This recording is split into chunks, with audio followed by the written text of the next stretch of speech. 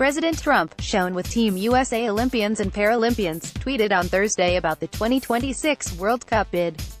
Jabin Botsford, The Washington Post, the North American bid to host the 2026 World Cup already was facing robust headwinds leading to FIFA's decision June 13 in Moscow. Then President Trump tweeted, "One tweet is not going to decide whether the United States, Mexico, Canada defeats Morocco in its efforts to bring soccer's spectacle to this part of the planet for the first time since 1994. But it's not going to help the cause, either."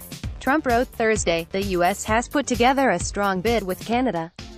It would be a shame if countries that we always support were to lobby against the U.S. bid. Why should we be supporting these countries when they don't support us, including at the United Nations?" Let's deconstruct the tweet. The U.S. has put together a strong bid with Canada. United 2026 offers world-class stadiums, some with fancy retractable roofs, that are ready at a moment's notice. Theoretically, an ambitious and deep-pocketed fan could attend the opener at Mexico City's historic Estadio Azteca, a group match on the lovely shores of Lake Ontario in Toronto, a knockout game in soccer ravenous Seattle and the final at a new palace in Los Angeles. Unlike Morocco, there would be no need to pour billions into construction projects. The North American countries have proper training centers, as well as the hotels and infrastructure necessary to accommodate hundreds of thousands of visitors. The 1994 World Cup in the United States remains the best ticket seller in tournament history. With more matches and growing passion for the sport, the 2026 competition promises to give FIFA what it savors the most revenue. Trump should have stopped there, though.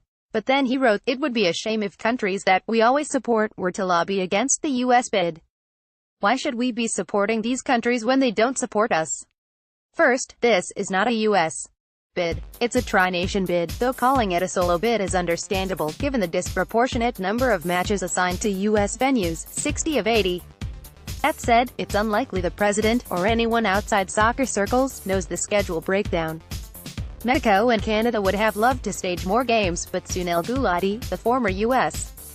Soccer Federation president and original bid chair, said demands by the others for additional games might have prompted the United States to go forward alone. In such a scenario, the others would have been left with almost no chance of winning, if they decided to bid at all. Fighting the perception that this is a U.S.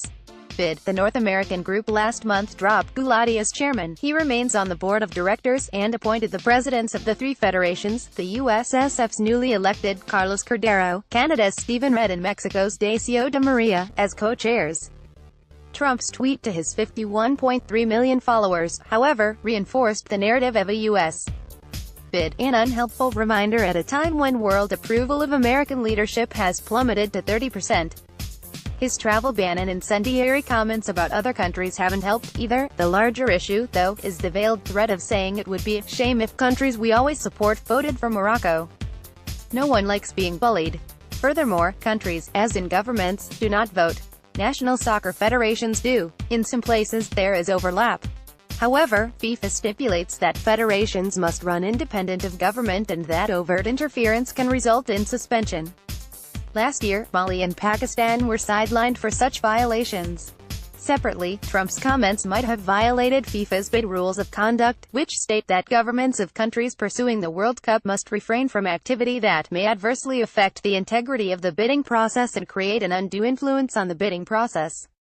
Asked by Reuters about Trump's tweet, FIFA referred to those guidelines. Of course, integrity has never been one of FIFA's strong suits, and undue influence permeated the governing body for decades.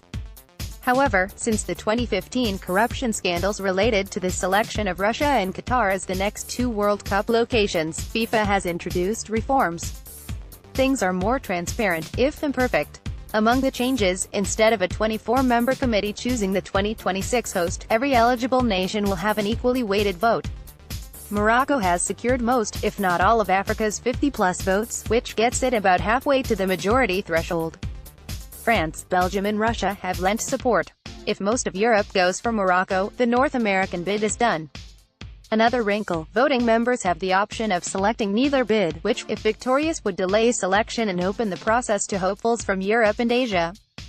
Those continents are currently ineligible because Russia and Qatar are the next two hosts. One source said that scenario is becoming more realistic as voters sour on North America and carry doubts about Morocco's capacity to host a 48-team tournament. About a week ago, before Trump's tweet, a person with decades of experience in international sports business told The Washington Post, "Are you ready for Morocco?" A better question might have been, "Are you ready for the World Cup not coming to North America?" Perhaps now more than ever.